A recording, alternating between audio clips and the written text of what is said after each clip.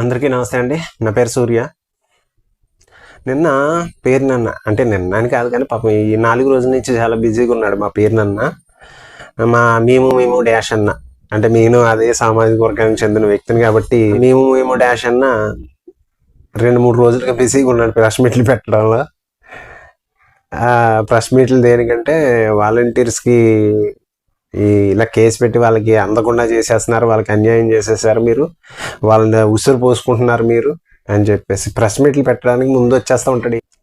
నువ్వు press meet పెట్టి ఎవరికైనా ఒక్క వ్యక్తికి కనీసం ఇన్స్పిరేషన్ కింద ఒక మంచి విషయం మాట్లాడి, లేకపోతే నీ ఇంతకుముందు మంత్రిగా పనిచేసినప్పుడు నీ శాఖకు సంబంధించిన ఏదైనా ఒక నాలెడ్జబుల్ విషయం 10 మందితో పంచుకున్నావు అని ఒక ఇన్సిడెంట్ అది చెప్తే కనుక నేను నిజంగా నీ గురించి మాట్లాడటం మానేస్తా. నువ్వు చెప్పేది ఏమో ఉండదు.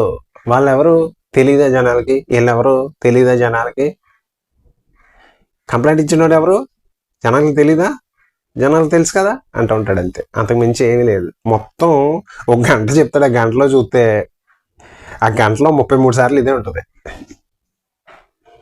ఆ గంట చూసే ఓపిక నాకైతే లేదు.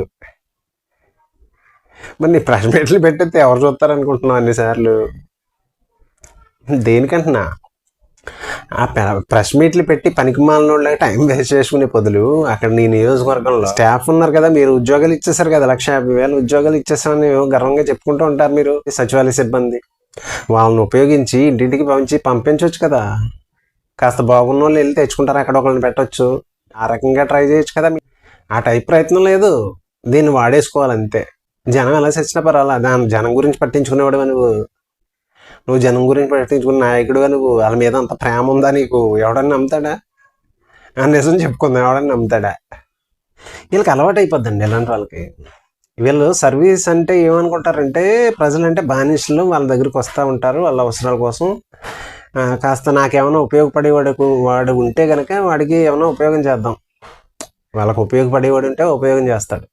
కాస్త చిన్న చోట మూట నాయకుల కింద తయారవుతూ ఉంటారు కదా ఊర్లలో, వాళ్ళకి వీళ్ళ చుట్టూ బానిసల కింద పెట్టుకోవడానికి వాళ్ళకి హెల్ప్ చేయడం, వాళ్ళకి ఏమైనా ఓట్లు వేస్తేనే వాళ్ళకి హెల్ప్ చేయడం, ఈ టైప్ రాజకీయాలు చేస్తూ ఉంటారు కదా వీళ్ళంతా. వీళ్ళు నిజంగానే ప్రజలందరినీ సమానంగా చూసుకునే నాయకుడని పేరు నానిని కానీ, అంబటి రాంబాబుని కానీ, గుడివాడ అమర్నాథ్ని కానీ, లేకపోతే అవంతి శ్రీనివాసుని కానీ, అంటే మా డాష్గాల గురించి చెప్తున్నాను నేను, అంటే మా సామాజిక వర్గ డాష్గాలు కదా వీళ్ళంతా. సో అందుకని చెప్తున్నా, వీళ్ళు ఎవరైనా ఒక్కడు నిజంగా ప్రజల కోసం సర్వీస్ చేద్దామని రాజకీయాల్లోకి వచ్చారని ఎవరైనా నమ్మితే నాకు కామెంట్ చేయండి.